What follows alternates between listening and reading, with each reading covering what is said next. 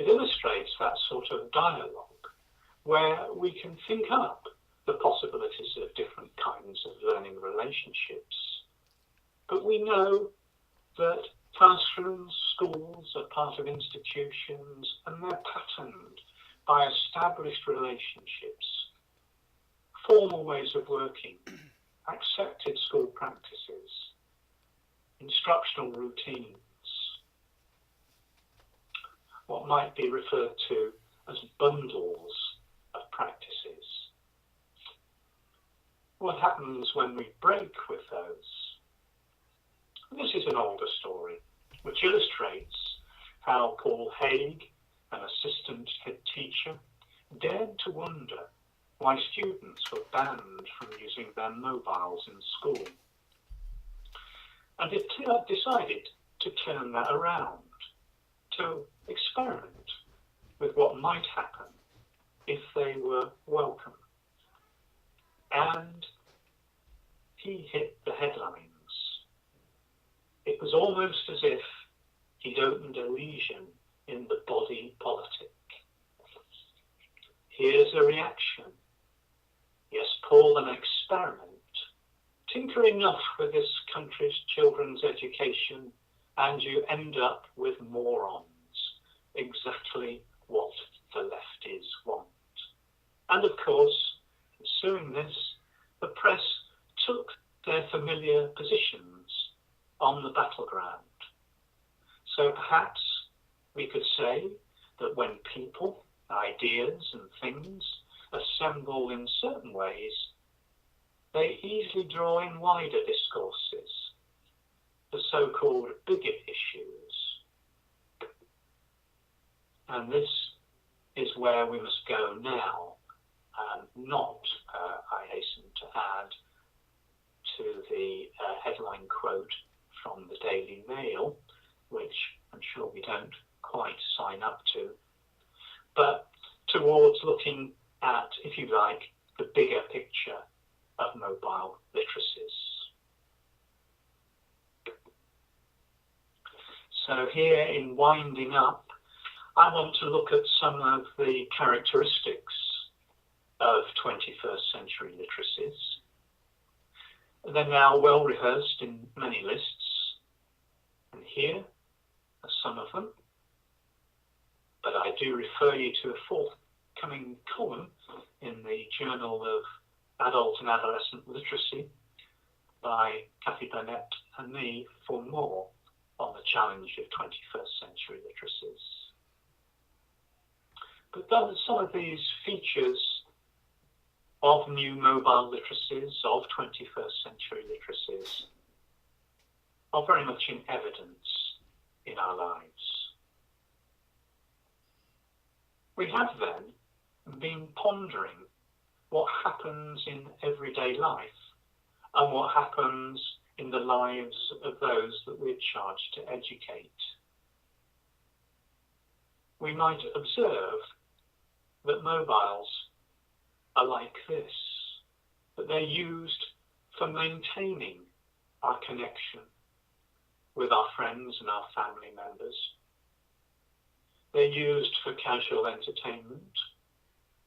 They're used for arranging meetings, for what has been called micro-coordination, and of course, for capturing objects and events, significant ones, humorous ones, and so forth. And of course, for that ubiquitous habit of checking for information. All these are there, but it's almost as if literacies are always in flux. We can always find new ways to put our devices to use. So this I captured last year in Nepal, which is using an iPad in liturgical practice. And here we see how different affinities come into play, different ways in which people band together around mobiles.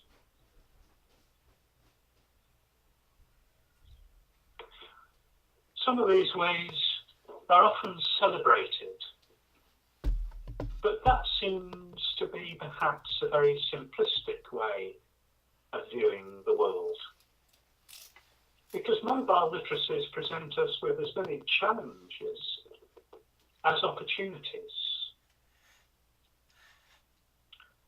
Many of you will remember Howard Rheingold's book entitled Smart Mobs, and all the enthusiasm, I think, with which that was greeted. These phenomena are often celebrated by people who write about technology, celebrated by those in the new literacies. But of course it's not always like that. So these are two images from the civil disturbances, the riots in the UK in the 6th of August 2011, following the police shooting Mark Duggan.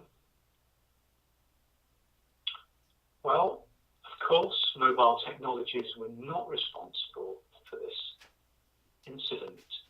Things are far more complex than that.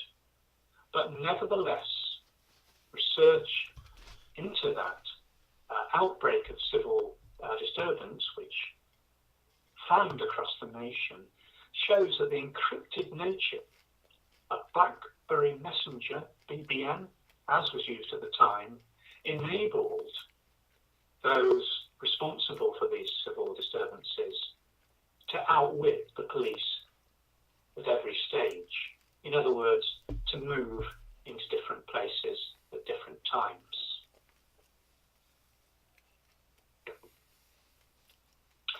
So we might begin this work of looking at new mobile literacies, by exploring what maps onto school, where mobiles fit with classrooms, where they challenge classroom ethos, and how we think about education in an era in which YouTube tutorials teach more effectively than teachers, in an era in which many students might prefer to be a YouTube celebrity than a teacher. And on this slide, I just began a quick mapping of those sorts of things. So if there were 5 characteristics of what we use mobile devices for, new mobile literacies for in everyday life, there are 5 approximate uses in school environments. But maybe the discussion needs to be more wide-ranging than that. It needs to stretch into potentialities for education, potentialities of new kinds of literacies. As Kevin Leander and his colleagues pointed out in 2010, if mobilities are new in some fashion, then part of this newness is conceived of in relation to something familiar and conventional, the classroom. And so there's an irony. The irony in many of our examples, in the examples I've used, is that in contrast to everyday mobile practices, the use of mobile devices in classrooms tends to be fairly static. It turns into a new form of desk work. It might actually begin to look like new wine in old bottles. So I want to round up, and I want to round up with 3 concerns and 3 questions for you. And clearly throughout the talk, I've signalled many more concerns, many more issues, but this set really come to the top of the pile for me. So it's an old question, but I think it's a question that's well worth asking.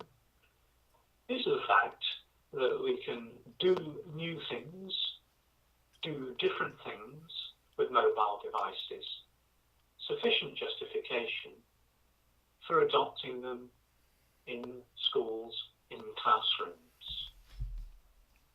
At its harshest, the question is, what advantages do they confer? The second question, I think, is perhaps the hardest question of all, partly because teachers themselves are embedded in institutions and are part of and reproduced by routines held in place, of course, by curricula and accountability. But how do or how can teachers develop pedagogies that capitalise on the affordances of mobile devices? And perhaps to prefigure any questions that you might have on the whole issue of bringing your own devices, I wonder which students have devices that are sufficiently nimble. And there are questions of who owns them and who pays the bills for them. And underneath this question, of course, some real concerns about new issues of social capital. New issues that you might say rotate around digital capital. And so, for my final three questions, I think the first of these applies to all instances of new literacies. And I know Sonia Livingstone is always saying we can't say that we leave the issues of internet safety for someone else to discuss. They are part and parcel, they're integral to any discussion. And the question is, how can we use new mobile literacies in ways that, to borrow the words from Christine Greenhow, are legal, safe, ethical, and of course advantageous in children's and in students' lives. And secondly, how can we work effectively to ensure that new technologies do not magnify existing social inequalities or indeed reproduce, as I said at the beginning, historic social inequalities? And finally, I think an issue that very often gets neglected. I've just begun to work on a new book project which may well have the word iPad in the title, and an attempt to grapple with this last question. How indeed can we raise children's, students' awareness of the global corporate interests that are at play in our new mobile literacies? So at that point, I'm going to draw a line under this session and open up to any discussion or questions that you may have. Thank you very much.